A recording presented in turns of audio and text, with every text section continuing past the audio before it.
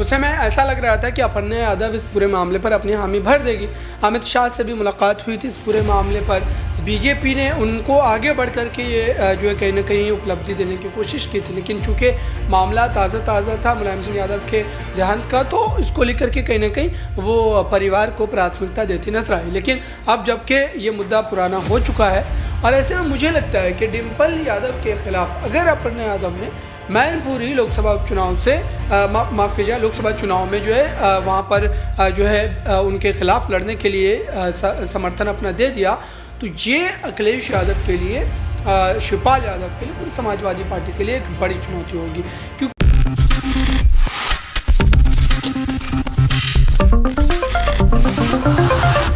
2024 के लोकसभा चुनाव को मद्देनजर रखते हुए उत्तर प्रदेश में भी राजनीतिक दल एक्टिव हो चुके हैं। बात यहां पर करेंगे एक बार फिर से समाजवादी पार्टी के बारे में। सपा प्रमुख अखिलेश यादव ने एक बार फिर से आगे कर दिया है, न सिर्फ खुद को बल्कि अपने चाचा शिवपाल सिंह यादव और अपनी पत्नी डिम्पल यादव को भी।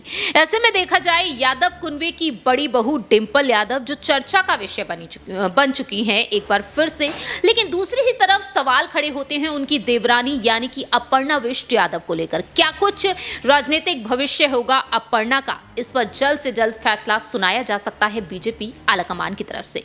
लेकिन यहां पर देखा जाए तो अपर्णा बिष्ट यादव क्या डिम्पल यादव के सामने उतरती हुई नजर आएंगी? क्या वाकई में दोनों ही बहुएं एक दूसरे को कड़ी टक्कर देती हुई नजर आएंगी या फिर नहीं? नमस्कार, मैं प्रांशी राठौर और आप देख रहे हैं नेक्स्ट 9 न्यूज। इस वक्त हमारे साथ मौजूद हैं अबरार, जिनसे हम जानना चाहेंगे कि आखिरकार यूपी की सियासत पर वह क्या कुछ कहना चाहेंगे। अबरार, जैसा कि आप भी जानते हैं कि यादव कुनबे की दोनों ही बहुएं आमने सामने हैं, एक समाजवादी पार्टी का हिस्सा, एक बीजेपी का। लेकिन 2022 में मैनपुरी में जो उपचुनाव हुए नेताजी के गुजर जाने के बाद उस दौरान अटकलें तेज हुई कि अपर्णा को आगे किया जाएगा। गृह मंत्री अमित शाह से उनकी मुलाकात हुई, लेकिन उन्होंने साफ तौर पर कह दिया कि परिवार के खिलाफ वह चुनाव नहीं लड़ेंगी और देखा गया कि 2,88,461 मतों के अंतर से डिम्पल यादव ने बीजेपी के उम्मीदवार रघुराज सिंह शाक्य को हरा दिया। कैसे देख रहे हैं? अब लोकसभा चुनाव नजदीक है, 24 में होने जा रहे हैं और ऐसे में अखिलेश यादव ने डिम्पल यादव को आगे किया है एक बार फिर से मैनपुरी से। क्या अपर्णा बिष्ट यादव को इस बार वाकई में मैनपुरी से उतारा जा सकता है? देखिए, भारतीय जनता पार्टी अपर्णा बिष्ट यादव को जब मैनपुरी सीट से उतारने का प्लान कर रही थी, उस समय ऐसा लग रहा था कि अपर्णा यादव इस पूरे मामले पर अपनी हामी भर देगी। अमित शाह से भी मुलाकात हुई थी इस पूरे मामले पर। बीजेपी ने उनको आगे बढ़ कर के ये जो है कहीं ना कहीं उपलब्धि देने की कोशिश की थी, लेकिन चूँकि मामला ताज़ा था मुलायम सिंह यादव के देहांत का, तो इसको लेकर के कहीं ना कहीं वो परिवार को प्राथमिकता देती नजर आई। लेकिन अब जबकि ये मुद्दा पुराना हो चुका है और ऐसे में मुझे लगता है कि डिम्पल यादव के खिलाफ अगर अपर्णा यादव ने मैनपुरी लोकसभा चुनाव से माफ़ कीजिए लोकसभा चुनाव में जो है वहाँ पर जो है उनके खिलाफ लड़ने के लिए समर्थन अपना दे दिया, तो ये अखिलेश यादव के लिए, शिवपाल यादव के लिए, पूरी समाजवादी पार्टी के लिए एक बड़ी चुनौती होगी।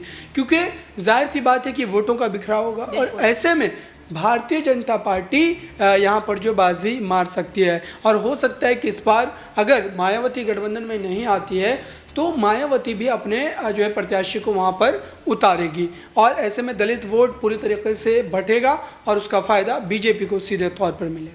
वाकई में देखा जाए तो अब यहाँ पर अपर्णा बिष्ट यादव को आलाकमान क्या कुछ अहम फैसला सौंपते हैं? क्या वाकई में इस बार उन्हें जिम्मेदारी मिलेगी या फिर नहीं?